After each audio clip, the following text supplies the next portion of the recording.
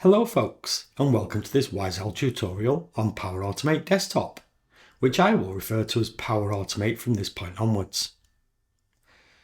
Today we're going to look at the basics of creating flows in Power Automate. We will learn how to create a new flow, how to find and add actions to your flow, how to add comments, how to ask a user a question and then store the answer, how to show a message on screen, how to run a flow, and finally how to save a flow.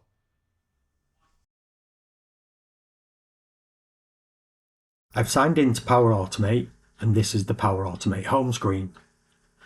The simplest way to create a new flow is to move to the top left corner of the screen where you can see the word New, click on the drop down and choose Flow. A box will now appear requesting a file name. I'm simply going to call this 01 Simple Flow and click Create. At this point, it's not obvious what's happening in Power Automate, but if I move towards the bottom of the screen in my taskbar and hover, I can see there's actually two windows open. One is the main Power Automate home screen, the other one is our flow. If I click, you can now see the flow window. This is where we can add our various actions for this flow. On the left hand side of the screen, you can see the Actions pane, and this is where you'll find all the actions available to you in Power Automate. They're listed in various categories, and from my experience there's no discernible pattern to these, so it can be quite difficult to find particular actions. The easiest way I've found is to use the Search Actions at the very top of the Actions pane. Here I can type part of the name of the action I require, and then hopefully it'll show. The first action we're going to add is a comment action.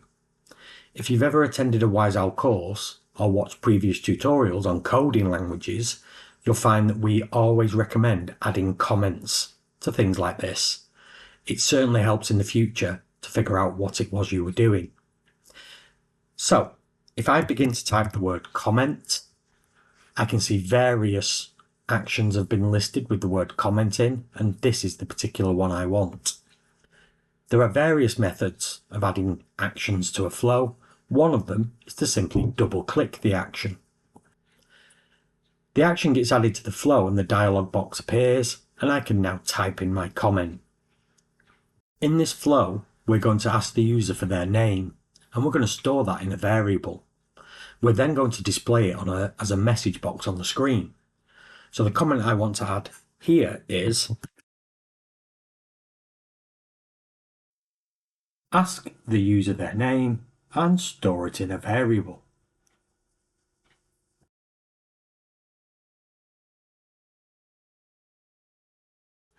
Once I've added the comment, I can click Save, and there we can see the comment appears at the top of my flow.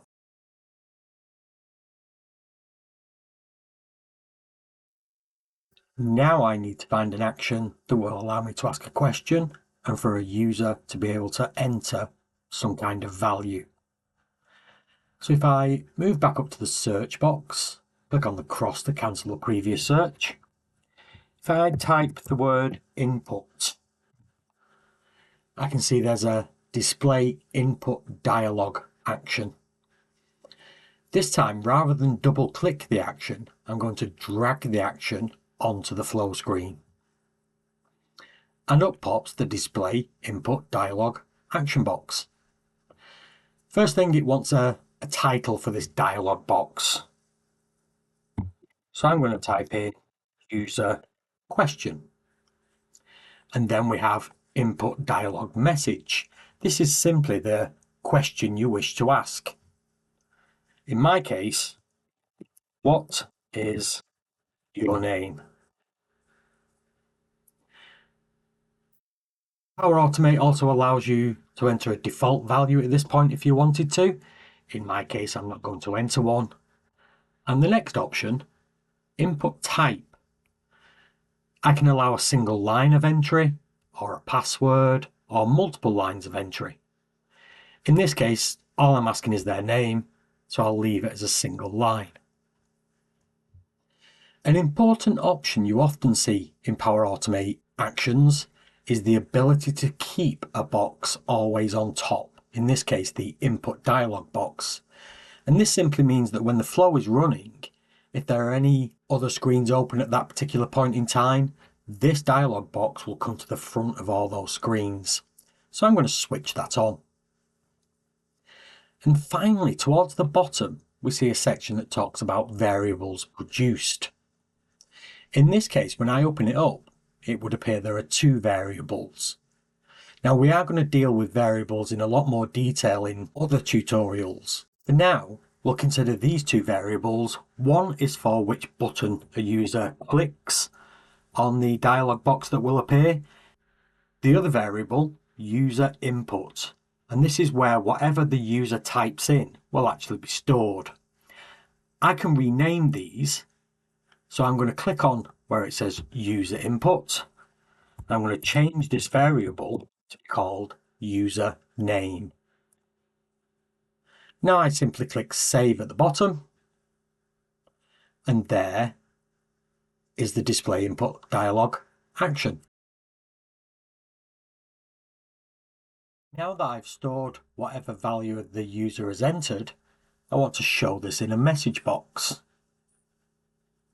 So if I go to my action search again, just give it a quick clear and type the word message. You can see there's a variety of actions available with the word message in.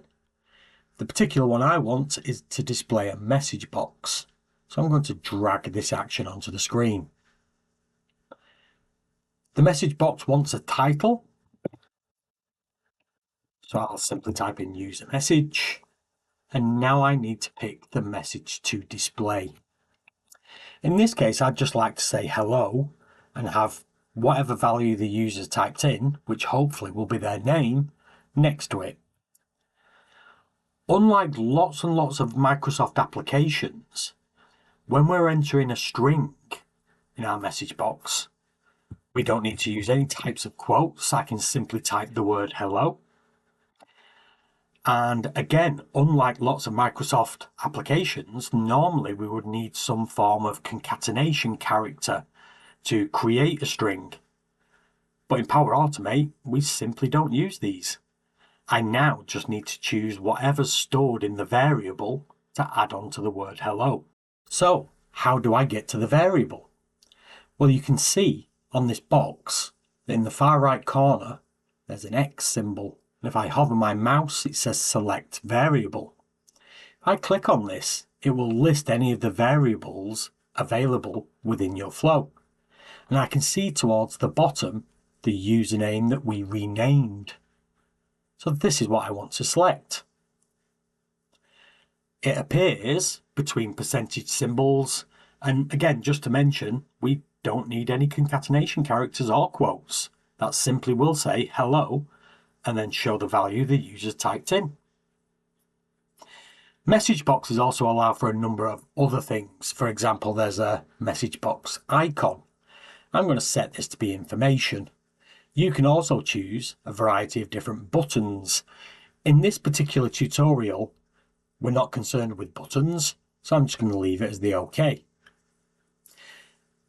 Again, we can see this option about keeping the message box always on top. So I'm going to switch that on so that it appears on top of all the other windows. I also have an option here to close the message box automatically. If I switch this on, you're then given a duration that you can set. In this case, I'm going to turn it off. That simply means that when the message appears, somebody will have to click a button on the screen to make the message disappear. Now that I've set up the message box, I can click save, and this action appears within my flow. Looking at my flow, it would appear that I've not followed my own advice. I should really have added a comment in just before the display message action. So let's do that now. If I go to my action search, clear it, begin to type the word comment, we can see the comment action from earlier. The main reason I did this was to demonstrate that when you double click an action, it will always add it to the end of your flow. Whereas when you grab an action and drag it onto the flow screen, you can choose the position. So there is a difference in the method used for inserting actions. I'm going to drop this one just here. Here's my comment box. I'm going to type display a message using the value stored in our variable.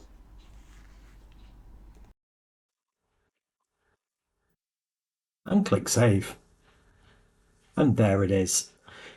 As I mentioned earlier in the tutorial, it's always a good idea to add comments wherever possible.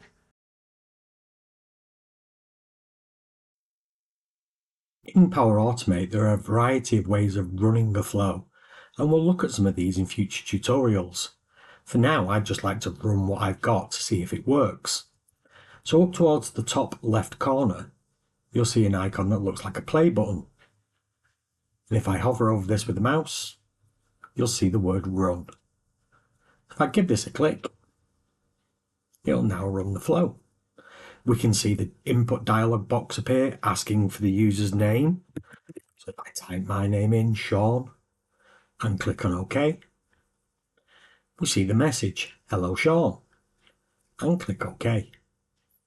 So that's how you run a flow.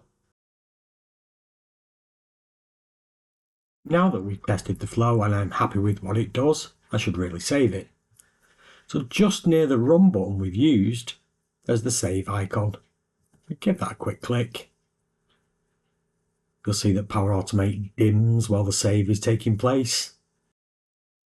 There we go. The flow is now saved. I can go to the top right corner, click on the cross to close the flow, and here we can see our flow in the main flow home screen. It's worth noting that there are a number of actions you can perform from this screen too. For example, I can just click the play button here to run that flow. I can click the pencil icon to edit a flow, and I can find out properties of my flow. And we'll cover some of these in future tutorials. So there you go folks, a basic flow in Power Automate Desktop. Hope you've enjoyed this tutorial and I look forward to seeing you next time.